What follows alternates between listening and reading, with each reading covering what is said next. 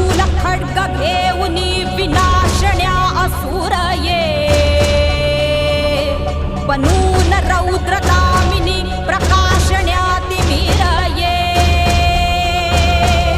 प्रतीक नारी शक्तीचे वैष्णवी महेश्वरी तुझाच अंश राहू दे सदैव माझ्या अंतरी आई अंबे